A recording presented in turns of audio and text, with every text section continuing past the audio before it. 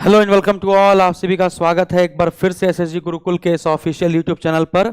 बहुत सारे विद्यार्थियों का मैसेज आ रहा था कि सर यूपीपीएससी 2022 की स्ट्रेटजी क्या होनी चाहिए, क्या पढ़ा जाए, क्योंकि 2021 में जैसा जैसा मैंने बताया वैसा वैसे आपने किया और बहुत सारे बच्चों ने खुशखबरी दी हमको। तो उसी प्रकार से मैं चाहूंगा 22 क्या 23 क्या 24 क्या हर साल आप खुशखबरी देते रहें और ये वैकेंसी आती रहे। लेकिन हालांकि वैकेंसी की थोड़ी सी तादाद कम होती चली जा रही है, लेकिन जिसमें होगा दम वही बनेगा बाजीराव सिंघम, है ना।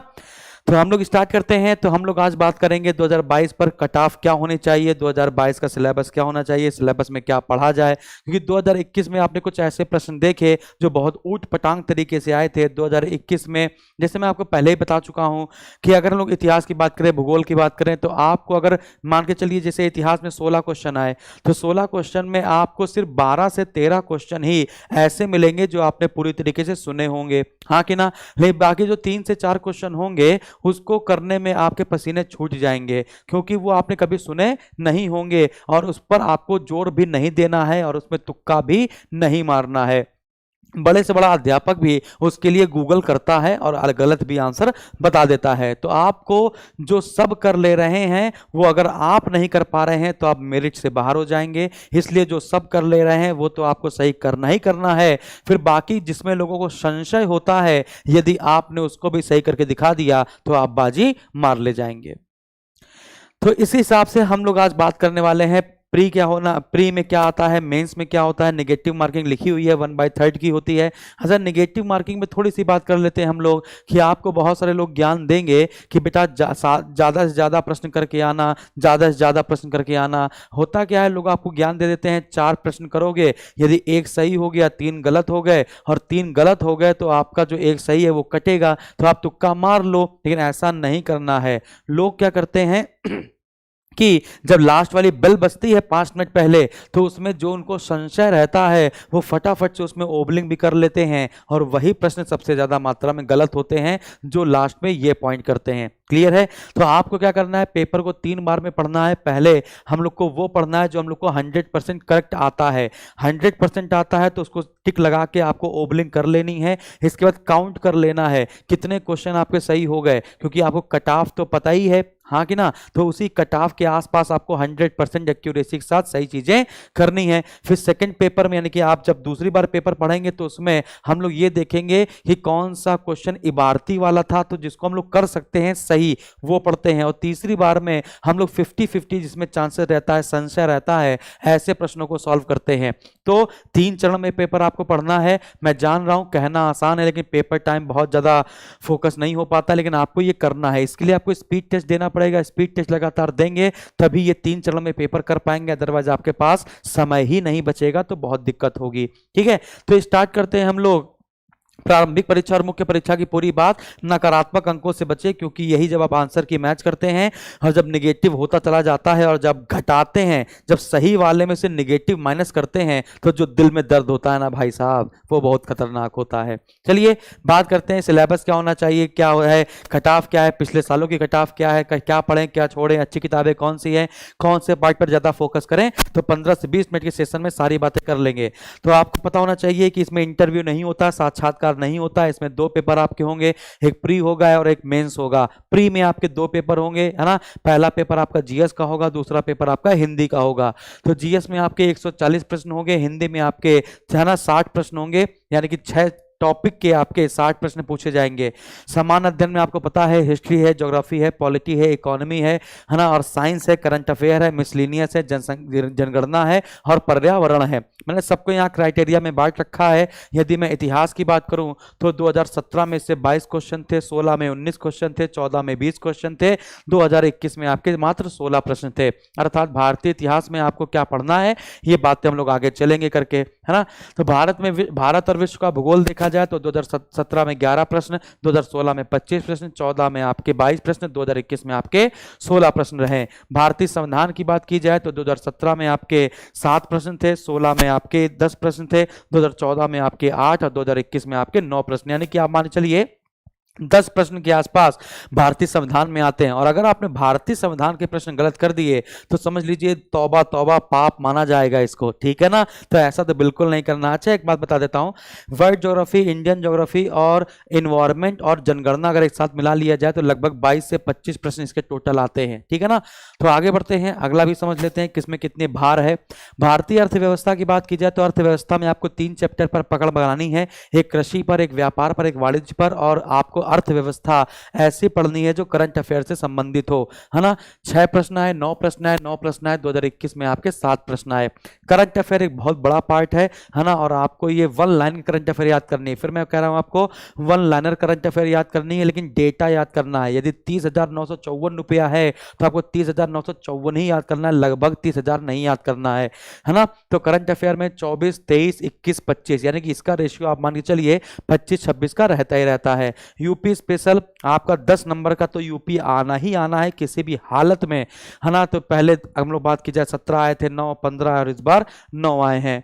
जनसंख्या पर्यावरण को ज्योग्राफी में ही मर्ज कर देते हैं, तो 12 क्वेश्चन, 4 क्वेश्चन, 5 क्वेश्चन, लेकिन 2021 में आए थे 7 प्रश्न। विज्ञान की बात करें तो विज्ञान का जो दारोमदार रहता है वो अधिकतर ऐसा रहता है कि आप पास हो सकते हैं, लेकिन 3 से 4 प्रश्न विज्ञान में भी ऐसे डाले जाते हैं जिनमें पसीने निकल आते हैं। तो 21, 10, 11 और 16 यानी कि विज्ञान आपको उतने ही नंबर दिलाएगा जितने आपके इतिहास और संविधान और भूगोल दिला रहे हैं।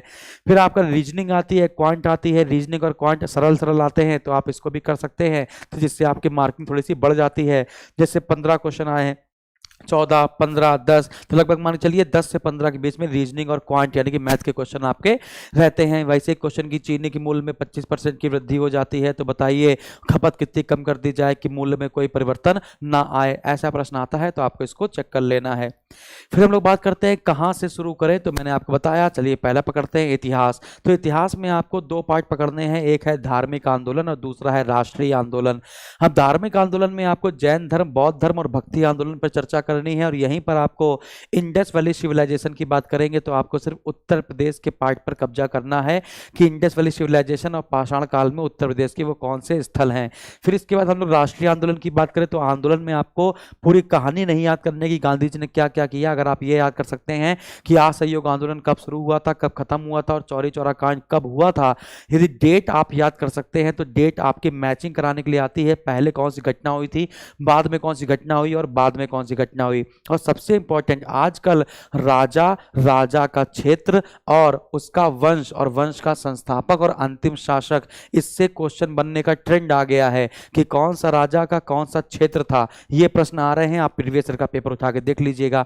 तो आपको मध्यकालीन इतिहास में क्रम और संस्थापक याद करके जाना है, उनका क्षेत्र याद करके जाना है।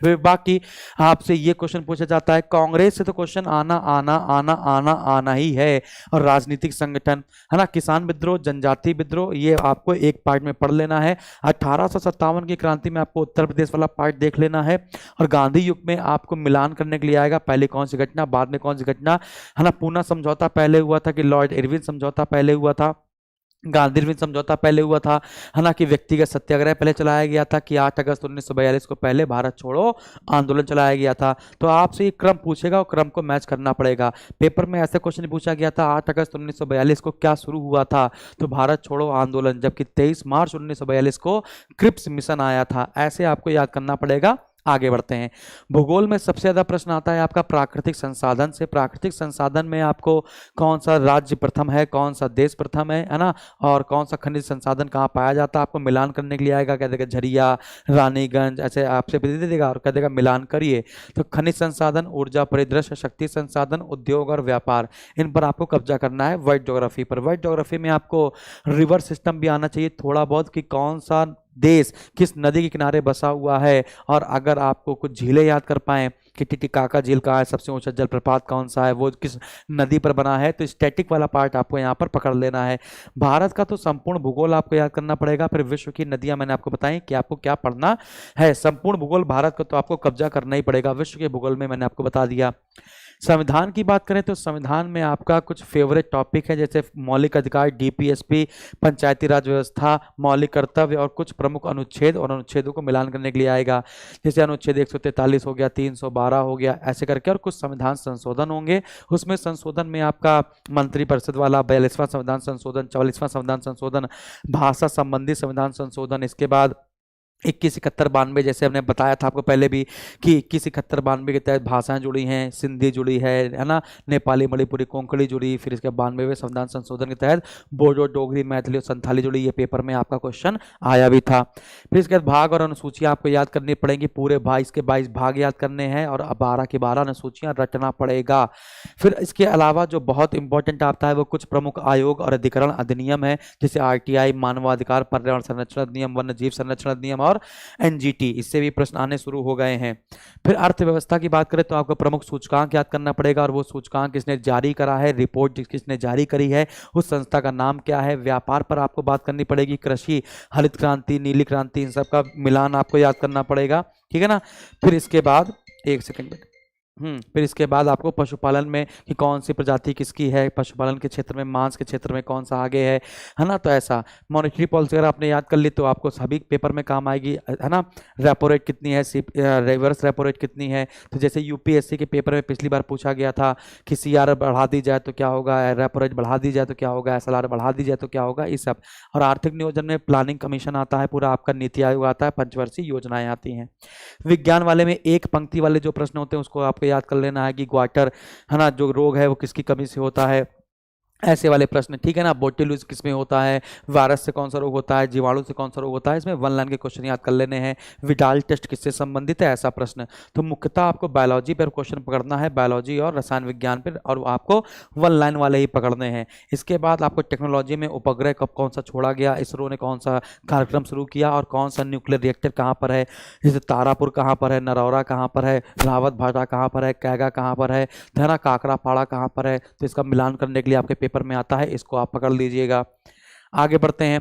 हिंदी में 60 प्रश्न आएंगे, 6 टॉपिक आपके होंगे। विलोम शब्द से 10 प्रश्न, वाक्य एवं वर्तनी शुद्धिकरण से 10 प्रश्न, अनेक शब्दों के लिए एक शब्द से 10 प्रश्न, तत्सम तद्भव के 10 प्रश्न, विशेषण विशेष से 10 प्रश्न, पर्यायवाची से 10 प्रश्न। अगर आपने हिंदी गलत कर दी, हिंदी में आप मान के चलिए, है ना, बेकार से बेकार व्यक्ति भी हिंदी में कम से कम कुछ नहीं 50 से ज्यादा नंबर लाता है। और अगर आपने इन पर थोड़ी सी कमांड कर ली तो आपके 60 में 58 और 59 भी प्रश्न सही हो सकते हैं। 1-2 प्रश्नों गलत होने के चांसेस हैं, क्योंकि जो ऑप्शन रहते हैं लगता है ये भी सही है और ये भी सही है। तो 2-3 प्रश्न की बात नहीं कर रहा हूं मैं, 55 से ऊपर नंबर आपको लाना है। क्योंकि आप कट ऑफ की बात करें तो आपको आरओ का, अगर आप पेपर दे रहे हैं, आप एआरओ, अगर एआरओ के लिए तो ओ लेवल चाहिए होता है, तो आप आरओ का पेपर देंगे, है ना, तो आपको जनरल कैटेगरी के हैं तो लगभग आपको 122 से 125 नंबर लाना ही पड़ेंगे। क्योंकि जो हिंदी वाला पार्ट है इसी ने आपकी कट ऑफ बढ़ा दी है ना। ओबीसी में भी 122, ओबीसी और जनरल एक साथ ही जाती है, क्योंकि ओबीसी की सीटें कम है ना, लोग ज़्यादा पहुंच जाते हैं, तो लगभग बराबर ही जाती है।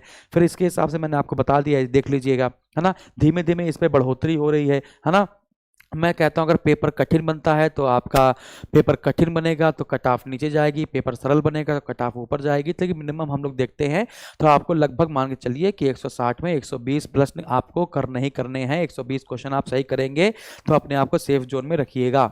फिर आते हैं मुख्य परीक्षा। मुख्य परीक्षा की बात की जाए तो टोटल 400 अंकों की आपकी मुख्य परीक्षा होगी, जो 3 भागों में बटी होगी, 120, 120 और 160, है ना। फिर जो 120 प्रश्न होंगे आपके, वो जैसा प्री में समान अध्ययन जीएस का पेपर हुआ था बिल्कुल वैसा ही। आप जब प्री की तैयारी करेंगे तो उसी के साथ मेंस की भी तैयारी करते रहेंगे।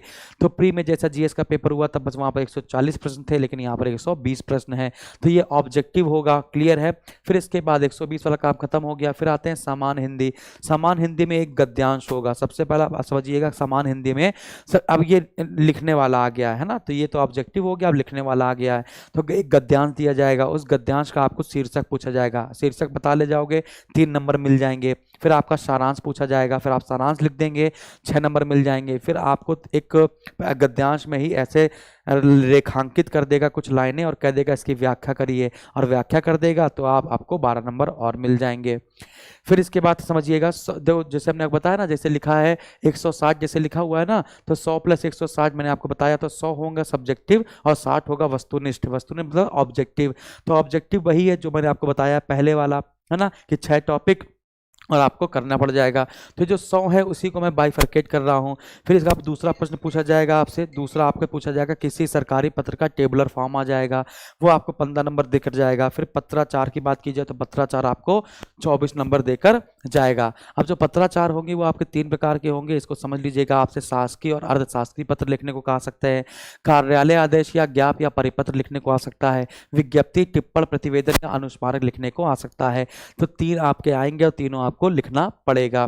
फिर इसके बाद जो चौथा पार्ट होगा हिंदी में, वो पारिभाषिक शब्दावली होगी। इसमें प्रशासनिक शब्दावलियां और वाणिज्यिक शब्दावलियां आपसे पूछी जाएंगी। हिंदी से इंग्लिश ट्रांसलेशन करवाया जाएगा, इंग्लिश से हिंदी ट्रांसलेशन करवाया जाएगा। फिर मुहावरे और लोकोक्तियां आएंगी 5, है ना। और एक क्वेश्चन 2 नंबर का होगा, अंग्रेजी से हिंदी जब ट्रांसलेशन करोगे तो 10 नंबर आपको मिलेंगे, हिंदी से अंग्रेजी 10 नंबर मिलेंगे, मुहावरे लोकोक्ति आपको 10 नंबर लेकर जाएंगे। आपको यहाँ पर व्याख्या करनी पड़ेगी मुहावरे और लोकोक्तियों की। फिर कंप्यूटर का ज्ञान होगा आपका 10 नंबर का, ठीक है। फिर आपको कंप्यूटर के 10 अंक आपको प्राप्त होंगे। फिर खंड 2 में आ जाओ तो हमने आपको बता दिया, आपको मैंने पहले बता दिया सब्जेक्टिव। अब ऑब्जेक्टिव पर आ जाओ, सिंपल सी बात है, 60 अंक होंगे, वही 6 टॉपिक होंगे, है ना, सॉरी 5 टॉपिक होंगे आपके।